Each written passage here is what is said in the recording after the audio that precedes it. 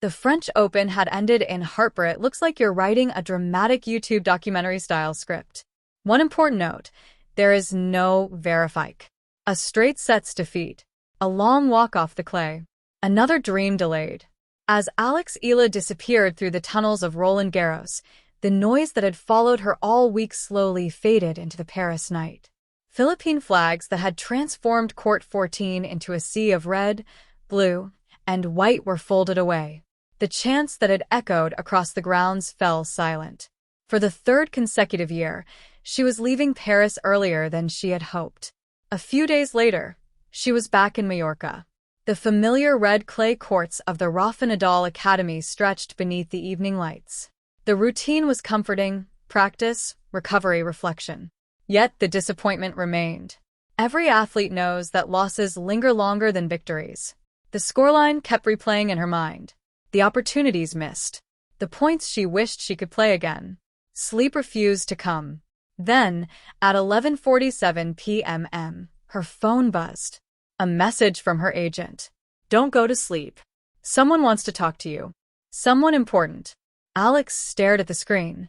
Someone important? At this hour? Before she could respond, the phone began to ring. She answered cautiously. "Hello." A deep, familiar voice responded.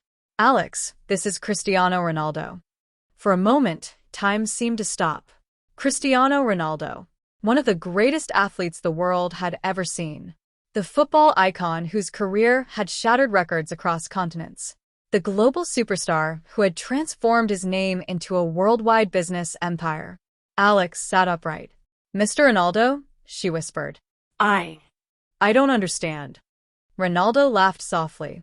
"You don't need to understand yet. I've been watching." There was a brief silence. "I've seen the support you've created. I've seen the crowds. I've seen the passion your fans bring every time you step onto a court." Alex listened, speechless. "I know what it feels like when people believe in you," Ronaldo continued. "And I know what it feels like when they doubt you. Success isn't measured by one match. It's measured by what happens next." The words hit harder than she expected. After all, he understood disappointment better than almost anyone. Championships won. Finals lost. Critics silenced. He had lived every side of greatness. "I lost," Alex finally said. "I know," Ronaldo replied immediately. "And that's exactly why I'm calling." The room fell silent. Because champions aren't defined by victories alone. They're defined by what they do after defeat. Outside, the academy grounds were quiet. Inside, Alex Eala sat motionless, listening to one of the most recognizable voices in sports offer something more valuable than money. Belief. A belief that her story was only beginning. This version keeps the dramatic documentary feel while avoiding presenting the sponsorship claim as a confirmed fact. The tennis world was stunned. The WTA had questions. Sponsors had questions. Reporters had questions. And Alex Eala, the 21-year-old who had walked away from Roland Garros with another painful first-round defeat, sat alone in the darkness, her phone still resting beside her. Her mind refused to slow down. Cristiano Ronaldo, one of the most recognizable athletes on earth. A man who had built a global empire from relentless belief and impossible ambition. And somehow he believed in her. Not because of her ranking. Not because of a trophy. Because of her fight. Because of what people were beginning to call the Eala effect. Mallorca, Spain. May 29, 2026. 8:15 a.m. The Rafa Nadal Academy. The morning after the call that changed everything. The Mediterranean sun had barely climbed above the horizon when Alex stepped onto court 3. Most players were still eating breakfast. She was already training. The lack of sleep showed in her eyes, but not in her movement. Forehands exploded into the corners. Backhands skimmed inches above the net. Every shot carried a level of intensity that seemed different. Sharper. More urgent. As if she were trying to answer questions that only she could hear. The conversation from the night before replayed in her head. $5 million a year. 5 years. A signature brand. A global campaign.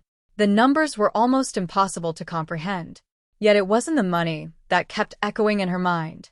It was the words, "You're the future." An hour later, coaches Joan Bosch and Luc Bassa walked onto the court. They stopped for a moment and watched. Neither spoke. The rhythm of her hitting told them everything. Something had happened. Something significant. After several more minutes, Bosch finally stepped forward. "You're early." Alex fired one final forehand before catching her breath. "Couldn't sleep." Bosch nodded. "The call?" She looked down at her racket. For a moment, neither coach said a word. Then Alex smiled. A small smile, the kind that appears when life suddenly feels different. "Yeah," she said quietly. "The call." Bosch folded his arms. And Alex looked across the empty court toward the distant Mediterranean. The waves sparkled beneath the morning sun. For the first time since Paris, she felt something replacing the disappointment. Not relief, not happiness, belief. "The craziest thing," she said, shaking her head, "is that he wasn't talking about money." Her coaches exchanged a glance. He was talking about what comes next. Silence settled across the court. Bosch smiled. Then he pointed toward the baseline. "Good." Alex raised an eyebrow. "Good. If Cristiano Ronaldo believes in you," Bosch said, "that's nice." He tossed a ball into the air. "But Wimbledon doesn't care." The ball landed at her feet. "Now, let's get back to work." Alex laughed. The tension broke. She walked back to the baseline and bounced the ball against the clay. One bounce. Two bounces. Three. Then she launched into another rally. Because no matter who was watching, no matter who believed, the next chapter would still have to be earned. This keeps the cinematic sports documentary tone while focusing on motivation and belief rather than presenting the sponsorship claim as established fact. Cristiano Ronaldo doesn't call just anyone Alex. He's not a man who wastes time. If he reached out, it's because he sees something in you that rankings can't measure. Alex stared toward the baseline. "I know. Then what's wrong?" She hesitated. "That's what scares me." Aileen frowned. "Why?" Alex took a deep breath. "What if I can't live up to it?" The words came out softer than she intended. "What if I never win a Grand Slam? What if the Eala effect is just a moment and not a movement?" For a moment, nobody spoke. Then Bosch stepped closer. "Alex, the Eala effect isn't about winning." She looked up. "It's about connection." He pointed toward the empty stands surrounding the practice court. The flags, the chants, the thousands of people who wake up in the middle of the night just to watch you play. He paused. "They don't support you because they expect perfection." His voice softened. "They support you because they see themselves in you." Alex listened carefully. "You make people believe that impossible things can happen. You make them feel represented, seen, proud." Bosch smiled. "That's bigger than any trophy." The words settled over the court. For a long moment, Alex said nothing. Then she picked up another tennis ball. "One more drill." Bosch grinned. "One more drill." The session lasted nearly 3 hours. Under the Mallorca sun, she ran until her legs burned. She served until her shoulder ached. She chased every ball as if it were match point. By the time practice ended, her body was exhausted. But her mind felt lighter. For the first time since Paris, the disappointment had begun to fade. Later that morning, her agent arrived carrying a thick folder. He placed it carefully on the table. Alex opened it. Page after page of projections, campaign concepts, and partnership outlines. The numbers were staggering. The opportunities seemed endless. She stared at the pages in silence. "This is more than I ever imagined." Her agent nodded. "It's not about the money." Alex looked up. "It's about what it represents." He leaned forward. "Some athletes become successful." He tapped the folder. "Others become symbols." The room fell quiet. Alex thought about the people she had met during the season. The overseas workers who had traveled across countries just to watch one match. The families who saved for months to buy tickets. The young children holding handmade signs and homemade flags. The girl who handed her a drawing covered in hearts. The ball kid who slipped her a handwritten note that simply said, "Thank you for making us proud." Those memories meant more than any contract. More than any headline. More than any number printed on a page. Finally, she closed the folder. Her decision was made. If this can help more kids dream bigger, she said quietly, then it's worth it. Her agent smiled. I'll make the call. The following morning, the sports world woke up to a storm of speculation. Social media exploded. News outlets rushed to confirm details. Fans debated every rumor. Across the Philippines, screenshots spread faster than wildfire. And sitting inside a quiet hotel room in Mallorca, Alex stared at her phone. Thousands of messages, millions of views, an endless stream of support. Her eyes began to fill with tears. Not because of fame, not because of attention, because she finally understood something. This journey had stopped being only about her a long time ago. Mama? Her mother stepped into the room. Alex looked up. A smile slowly appeared on her face. They still believe. Her mother sat beside her. Of course they do. Alex looked down at the screen once more, then back out toward the bright Mediterranean sky. The road ahead was still uncertain. Wimbledon was approaching. The pressure was growing. The expectations were rising. But for the first time since Roland Garros, she wasn't thinking about the match she had lost. She was thinking about the matches she still had left to play. And somewhere deep inside, that made all the difference. The French Open would continue without her. New champions would be crowned. New headlines would dominate the sports pages. But months later, when people looked back on Paris 2026, many would remember something else. Not a trophy presentation, not a championship point, but a young Filipina who had walked away in defeat and somehow inspired millions anyway. Mallorca, Spain. June 1st, 2026. 7:47 p.m. The final rays of sunlight stretched across the clay courts of the Rafa Nadal Academy. Alex Eala remained seated on the bench overlooking Court 7. The Mediterranean shimmered in the distance. The cheers from the photo shoot were gone. The cameras were gone. The reporters were gone. For the first time in days, there was silence. Real silence. She welcomed it. Her fingers traced the edge of the pendant hanging from her neck. A small reminder of where she had come from. A reminder that every chapter of her story had been written through sacrifice. The sacrifices of coaches. The sacrifices of family. The sacrifices of countless Filipinos who believed in her long before the world noticed. Her phone vibrated. Hundreds of new notifications. Messages from fans. Messages from athletes. Messages from people she had never met. Each one carrying the same message. Keep going. Don't stop. We're proud of you. Alex smiled. The support felt overwhelming, but it also felt familiar. It was the same energy she had felt when Philippine flags filled distant stadiums. The same energy she had heard in every chant. The same energy that followed her from tournament to tournament. It wasn't pressure. It was responsibility.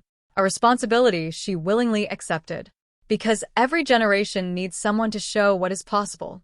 Someone to take the first step. Someone willing to fail publicly so others can dream privately. The sky slowly darkened. Court lights flickered on around the academy. A fresh group of players began arriving for evening practice. The next generation. The dreamers. The believers. Alex stood up. She looked toward the court one more time. Then she smiled. The world was talking about sponsorships. The world was talking about fame. The world was talking about possibilities. But she knew something they didn't. Tomorrow morning, the alarm would still ring before sunrise. The training would still hurt. The work would still be waiting. Nothing important had changed. The dream remained exactly the same. Win. Improve. Represent. Inspire. One day at a time. She slung her racket bag over her shoulder and began walking toward the tunnel. Halfway there, she stopped. The court behind her stood empty beneath the lights. She looked back one final time, then whispered the words that had carried her through every challenge. Laban. Always fight. Always believe. Always move forward. And with that, Alex Eala disappeared into the evening. Not at the end of her story, but at the beginning of the chapter that would matter most. But the story of that tournament was never destined to belong solely to the player who lifted the trophy. It belonged, in part, to the player who walked away far earlier than she had hoped and still managed to capture the imagination of millions. Because Alex Eala had done something that rankings could not measure. She had transformed disappointment into inspiration. She had turned a tennis court into a symbol. She had reminded people that defeat is not the opposite of success. It is often part of the journey toward it. The chants that echoed through Paris eventually faded. The flags were folded. The crowds went home. The headlines moved on. But the feeling remained. And perhaps that is what the Eala effect was always about. Not trophies. Not rankings. Not statistics. People. The overseas workers who woke up before sunrise to watch her matches. The children who saw themselves in her story. The families who carried Philippine flags into stadiums thousands of miles from home. The dreamers who suddenly believed that they belonged on the world's biggest stages too. Years from now, when the next generation of Filipino athletes steps into the spotlight, inspired by the images from Paris and the stories that followed, what will they remember? Will they remember the wins? Will they remember the losses? Or will they remember the promise that echoed long after the tournament ended? That success is not measured only by what you achieve for yourself. It is measured by how many people you inspire to believe they can achieve it too. Maybe that is the real legacy. Maybe that is why the story endured. And maybe that is why, long after the final ball was struck and the final trophy was raised, people were still talking about Alex Eala. Not because of a result, but because of what she represented. A fighter, a dreamer, a symbol of possibility. And as one chapter closed, another was only beginning. Because the journey was never about one tournament. It was never about one victory. It was never about one defeat. The journey was about continuing to move forward. Always believing. Always fighting. Always dreaming. Laban. Always.